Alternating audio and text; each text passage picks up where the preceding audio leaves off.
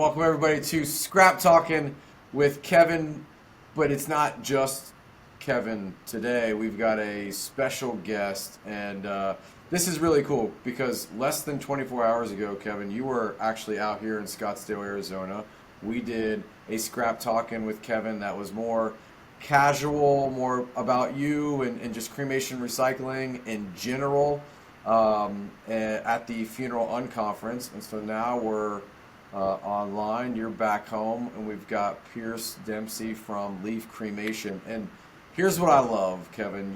You and I talked and have talked a lot about transparency as a value of what you do and what you provide through cremation recycling. And it's I don't know, buzzword is the right word, but transparency gets said a lot in the death care profession. And you guys have taken a lot of measures to show transparency, back it up in things like assay reports and different measures.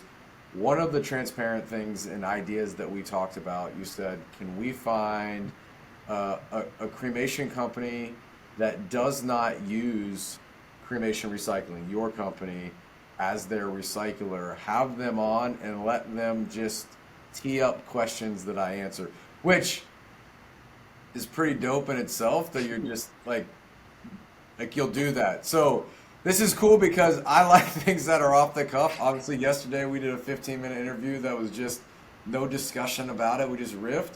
And this is kind of the same. Pierce, meet Kevin. Kevin, meet Pierce. Hey, Pierce. Nice to meet you, Kevin. You too. All right, Pierce, give yourself a quick introduction if people don't know who Leaf Cremation is and who you are. Sure, yeah. So, I'm with Leaf Cremation. We have locations in Georgia and Ohio. I basically just oversee the operations at the two locations, doing, trying to grow our business, marketing-wise and operational, trying to get more efficient. I'm not actually in the operation, but I'm, making those decisions to try to make us run more efficiently so we can serve more families and serve them better. We focus mainly on cremation, so we don't do big services and things like that. We leave that to the professionals. And I'm excited to talk to Kevin, ask him some questions, because it's a part of our industry that I think most people don't really know much or anything about. All right, Kevin, quick introduction yourself if there's anybody watching that hasn't watched an episode before. Yeah, I'm guessing there's a few that don't know who I am by way of Scrap Talkin, but Kevin McCay, Cremation Recycling. I'm the director of the cremation division here at Mid-States Recycling, which is essentially our parent company, but we're really just the same company. We've been a smelter, recycler, refiner since 1982. And we deal not just in cremation, but also pawn, jewelry, industrial, a lot of dental. So we've been in this place for a long time. I've been personally a precious metal recycler since 2001. So unbelievable to me. I've been in this for a better part of 23 years at this point. So pretty impressive. You might know what you're doing then. I have an idea. Yeah. Good. Still in the honeymoon phase. All right. Cool. Okay, Pierce, the floor is yours. Fire away. All right. Yeah. The main question, and I talked to our staff, and I had some questions of my own, but I think the main thing that we want to know is, are all metal recyclers the same? From our point of view, the only difference, we've used a few different companies. The only difference that we can see is sort of the logistics on our end, the container that arrives, one may be metal, one may be plastic, but that's kind of all we can see. So what on your end, knowing your profession and industry, how are different companies different? Yeah, so that's a good question that we get asked a lot, right? I mean, that's the sort of natural introduction into why are we talking, right? Like, I already have a recycler, so how are you different? I would say steer clear from anybody who just generically says, we're just simply the best. They need to back that up with some substance. So I'll answer it kind of two ways. One, there is a difference between somebody who is a true recycler in that they have a recycling facility. Here at our plant, we have 8 furnaces. We have a complete assay lab all here under one roof. The assay lab is where we actually analyze the sample that we take from the metal that we melt to determine exactly what the content is. So does that mean that that company rather is going to be better than anybody else simply because they have the facility? No, but in my opinion, it's the most important start. There's no sense in you dealing with a middleman who doesn't have all of that, who just ultimately needs to come to somebody like us, okay? So for starters, they really should be able to display to you exactly how or exactly what their process is under their own roof. Number one. Number two, once you've established that, what is the big difference? This is where it gets, I guess, kind of either transparent or very opaque, right? Where they either can show you all of the ways that they're different, or they can try and paint a picture to display how they're different, and in fact, they're really not giving you anything.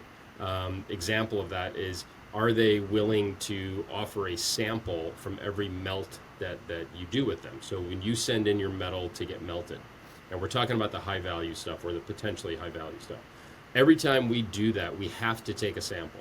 And the analogy I always give is, think of when you go to the doc and you got to give blood in order for them to do some tests. Your doctor isn't going to guess and say, you look fit, I bet your cholesterol's great. No, they're going to draw blood and they're going to determine exactly what it is. That's what an assay is. We have to take a sample in order to do that. What we do is we offer that sample back to our clients every single melt, so that they don't have to take our word for it. They can effectively audit us every single time by having a relationship with another company that's just an assay lab.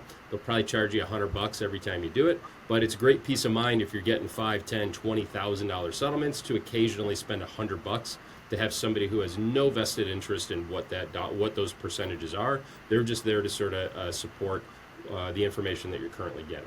So that's one way for somebody to differentiate themselves, is to go to great lengths to show, when I tell you certain values, here's how I got those numbers. That's good. Okay, so I'm thinking if someone comes to us and is like, hey, y'all need to choose us now. I want you to come use us for recycling. Questions we should ask are, what's your process on your end, to try to figure out basically, are they doing their own recycling? Are they outsourcing it? Is that going to affect the rate we're going to get on the metal?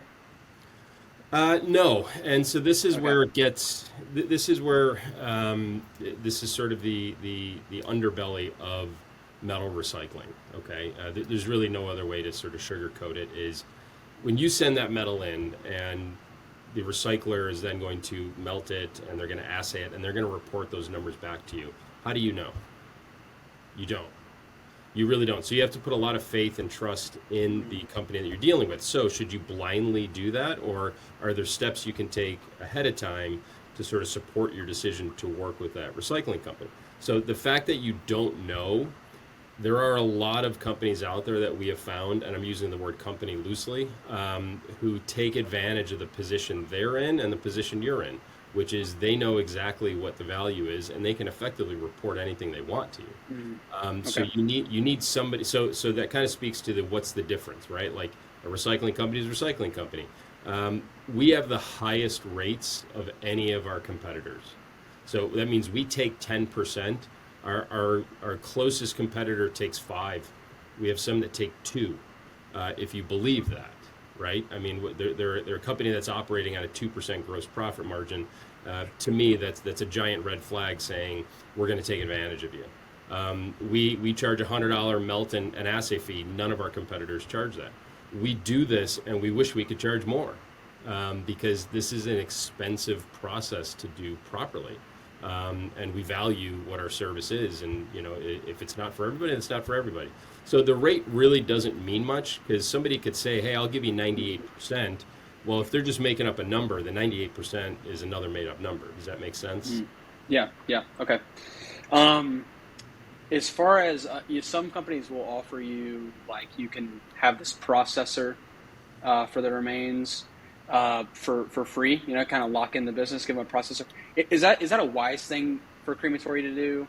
Or is that sort of, are you locking yourself into something that maybe you don't want to? What is your kind of view on that? So the processor is an incredibly valuable tool for a crematory. So any prospective client that we talk to, one of the first questions we ask are, what is your annual volume roughly, and what kind of processor do you have? Because you can do 1,000 cremations, and if you have an old, outdated processor that isn't helping you separate out the small bits of metal, you're not going to become even close to maximizing your potential. So we need to help you upgrade that processor. The way that we found it to be the most successful is we cover the upfront costs, and you just pay it back over time. And then once you've done that, you own it.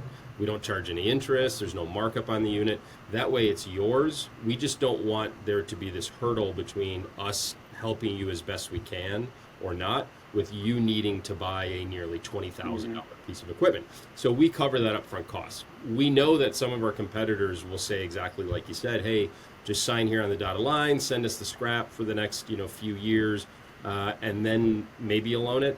There's another company out there that you're never going to own it. But they'll do the maintenance on it, and you never pay a penny for it, and you just send them the scrap, and hey, you got yourself a shiny new piece of equipment. 5 years down the road, you could have bought it 5-6 times over. Yeah. Okay. So to answer, in my opinion, no sense in locking yourself in, because then you just don't have any options if you're unhappy. Sure. Okay. Going off the thought of a processor, you mentioned an older processor, obviously not going to be as effective. How much of a role does the crematory operator who's raking out the remains from the retort using the processor? How much does the crematory operator actually play into getting the right metals and effectively getting that into y'all's containers? Is it a big deal, or is it pretty much straightforward? They're going to get all the metal every time. So yeah, it's a good question. In theory, yeah, it's pretty simple, right? They really should. They're just sweeping everything out, and then they're letting it cool down, and then they're going to pull out the big pieces, the hips, the knees, things like that, and they're going to process everything else. So from there, yeah, it should be very simple. The only sort of thing that I would add to that, the possibility, which is not a topic that is a friendly one, but little nuggets of gold and other precious metals are exactly that. They're very small. Does it happen often? I'm glad to say I don't think so.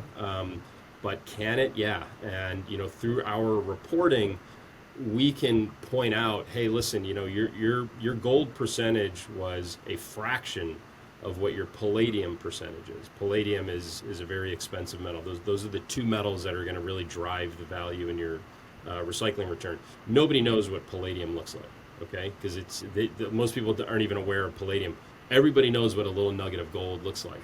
So when we see that disparity, we can say, you might have an issue here that this seems to be the case, because we can also take it a step further and say, because you have palladium, you likely should have gold as well. And those percentages should be close to each other. If you had very little gold and very little palladium, that could be a more astute operator who is taking both.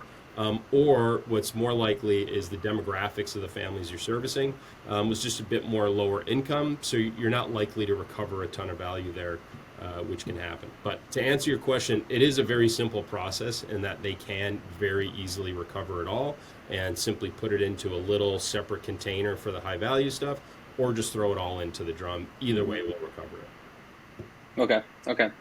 And then I guess I'm thinking on our side to the families, do you, and I guess maybe this is a conversation for more operators to talk about, but what do you see across the board with the funeral homes that y'all and crematories that y'all work with? Do you see people telling the families up front, hey, offering them, do you want the metals back? They say no. Do you see people up front telling them we will be recycling the metal and making money off of it? Or is the money side stuff that we don't talk about? We have our own practice, but I'm wondering, what do you see across the board, and what advice could you give to operators to be maybe more transparent? Yeah, that's another really good question, because we get asked it a lot. In fact, it was one of the most common a long time ago, 6 years ago. We actually employed Chris Farmer from the Farmer Legal Group to actually author 3 statements that you can just cut and paste and put into your released now that effectively say, hey, I authorize, Leaf Cremation to, properly recycle the metal. It essentially says that. So we offer that up to any crematory that wants to use it, whether they use us or not. It's just a great way to protect you guys. And just so crematories are mandated to properly recycle these metals. We talked about this yesterday when I was there. There are two options. It either gets thrown out or it gets recycled.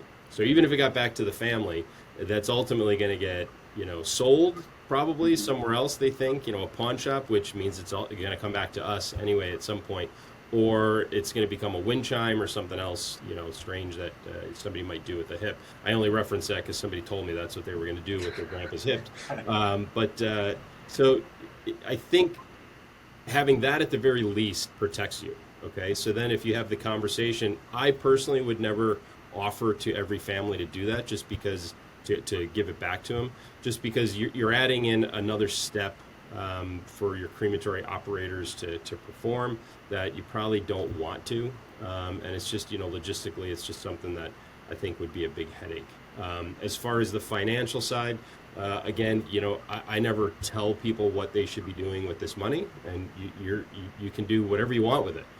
From our perspective, as long as you're not funding anything illegal, we don't care. And we have an anti-money laundering program within our company, as you can imagine.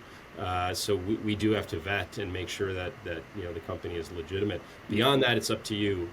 But I always think it's great if you're going to donate that money, be totally upfront and transparent about it and say, hey, here's the impact we had last year with this hospice and this church and this Boys and Girls Club and so on. Who's going to argue with that? And I think that's a great way to display, hey, we're checking all the boxes we're supposed to as a company, and we're handling this properly. And last year there was revenue generated from it, so we decided to donate it, within our community. That's awesome. Yeah, I think that's good advice. We do a little bit of that as well. So yeah, I think that's a good thing to do. Lastly, and this is like more just for my own, maybe for my own ignorance and my own interest. What, you've recycled the metal, processed it, refined it, whatever it's called. What do you do with that metal? Who are y'all selling that to? Yeah, so that's another good one. That what is this sort of chain of events here? So we are how I refer to us as the end of the line, essentially, in terms of it had its purpose, and then now we've melted it down into a bar, and that bar is going to have 25 different elements contained in there. What do we do with that? Well, there's another company out there that's a fabricator, and what they want to do is buy literally tons of metal from somebody like us who's already put it into a nice bar or a cone. We've analyzed it, so we've assayed it, so we can tell them very accurately, hey, we're selling you, 1,015 ounces of gold, for instance. They're a fabricator. They need to make new things because Intel, for instance, needs to make new microchips, and they need a very specific alloy. Well, that fabricator is going to make that. We have no interest in fabricating new things. The fabricator has no interest in dealing with a bunch of, crematories, dentists, industrial even. They want somebody like us who's going to sort of, hand to them the metal in its form that can just go right into the refining process. So just to follow up on that, you can hear a lot of recyclers in our space talk about refining. Refining has nothing to do with a crematory. In fact, it doesn't need to be refined yet. It just needs to be smelted and then assayed. That's it. It will then go on to a refining process. In fact, those fabricators don't want us to refine it. They're going to take it to the 99.999% purity that they want, so that they're certain of what it is, so that they can then in turn make the alloys that is essentially their best product. So it really is repurposed. So all that metal, so what I love to tell especially women is that gold ring on your finger was probably a tooth at some point in time in somebody's mouth. So just think about it like that. It probably wasn't, but just to sort of give them a glimpse of what that circle of life is for that gold, there's a good chance it could have been. Yeah, cool. Very cool. Well, it's not often you get to just ask whatever questions you want, so I appreciate it. That's pretty cool. Yeah, Ryan, you have anything to add? I don't. Those were fantastic questions, and they're things that we kind of hit on throughout episodes on this, but I really love kind of just like the peppering of those questions, because I think they are some of the most common questions that an operator is going to have. And Kevin, I applaud with no prep coming into this, being able to just answer and handle those questions, and great information, great transparency.